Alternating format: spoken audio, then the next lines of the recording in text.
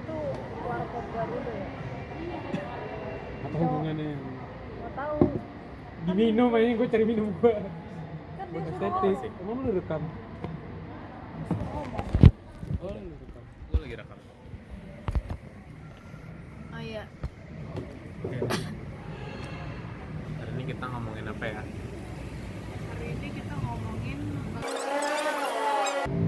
Apa sih? Kita ngomongin ini aja.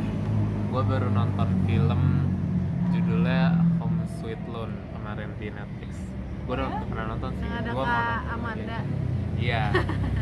Amanda Jadi itu gue ngerasa ada kemarin sedikit yang yang syuting menarik bawah. dari Home Sweet Loan tuh, dimana Home Sweet Loan tuh bisa nyambung sama teori representasi.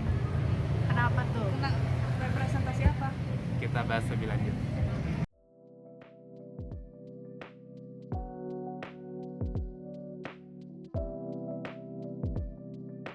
Home Sweet Loan, sebuah film karya Sabrina Rochelle Kelly, menceritakan tentang Kaluna, seorang pekerja kelas menengah yang masih tinggal bersama orang tua serta kakak-kakaknya yang sudah berkeluarga. Ia berusaha keras menabung dan hidup sederhana demi mewujudkan satu-satunya mimpi yang dia punya, untuk membeli dan memiliki rumah sendiri. Namun, kenyataan hidupnya sebagai bagian dari generasi sandwich yang harus membantu menopang kebutuhan keluarga besarnya, ditambah penghasilan yang terbatas, membuat impian tersebut sulit terwujud. Kenapa film ini terasa sangat dekat? Kenapa begitu banyak orang merasa seperti sedang melihat hidup mereka sendiri di layar? Disinilah menurut saya teori media dan representasi menjadi relevan. Representasi bukan soal apakah sebuah film akurat atau tidak, tapi soal bagaimana media membangun versi tertentu dari realitas. Home Sweet Loan membangun representasi yang sangat spesifik tentang kelas menengah di Indonesia. Bukan yang glamor, bukan yang miskin ekstrim, tapi yang berada tepat di tengah, punya pekerjaan tapi tidak menghasilkan cukup untuk keluarga. Dan karena representasi ini terasa begitu familiar, penonton tidak hanya menonton, mereka juga merasa mengenal karakter di dalam film. Inilah fungsi representasi yang menurut saya paling kuat, yaitu menjadi jembatan untuk mengerti. Penonton tidak perlu diceritakan panjang lebar siapa Kaluna dan keluarganya, karena mereka sudah pernah hidup di dalam versi yang sama dari cerita itu. Lalu, bagaimana tepatnya film ini membangun jembatan itu? Jawabannya ada pada teori yang lebih spesifik, yaitu teori stereotip. Kita akan melihat stereotip ini pada ayah Kaluna dan Kaluna. Ayah Kaluna adalah pensiunan.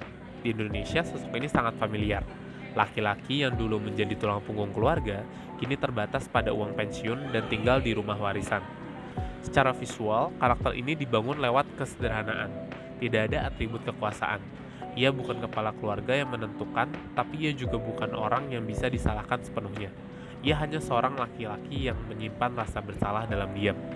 Puncaknya terlihat di momen ketika ia akhirnya meminta maaf kepada Kaluna. Ayah yang tak berdaya karena sudah pensiun adalah representasi dari orang tua kelas menengah Indonesia yang sangat kita kenal.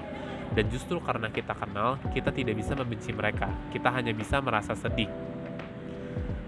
Kaluna adalah karakter yang menanggung beban paling besar dan paling sedikit mendapat ruang. Kostumnya mencerminkan itu.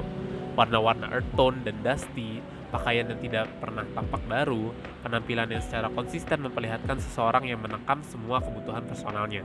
Di atas dia menanggung orang tua, di sekelilingnya ada kakak-kakak yang bergantung, dan di bawah semua itu ada impiannya. Sebuah rumah yang semakin hari semakin terasa mustahil. Itulah sandwich generations, terjepit dari segala arah, sambil tetap harus terlihat baik-baik saja. Tapi yang membuat Kaluna tidak terasa seperti stereotip semata adalah kedalaman emosional yang film ini berikan kepadanya. Kita tidak hanya mengenali tipenya, kita mengerti juga pilihan-pilihannya. Dan ketika ia akhirnya merelakan tabungan yang bertahun-tahun ia kumpulkan untuk melunasi hutang kakaknya, kita tidak merasa heran, karena kita sudah tahu sejak awal, dalam sistem keluarga yang seperti ini, Kaluna tidak punya banyak pilihan lain. Itulah cara Home Sweet Loan menggunakan representasi.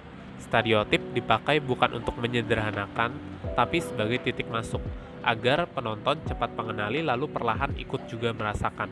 Representasi berhenti menjadi label dan menjadi sebuah cerita yang utuh. Orang suka banget sama Kayaknya ini. cukup itu aja ya. Balik yuk. Ayo. Ayo. Bye-bye.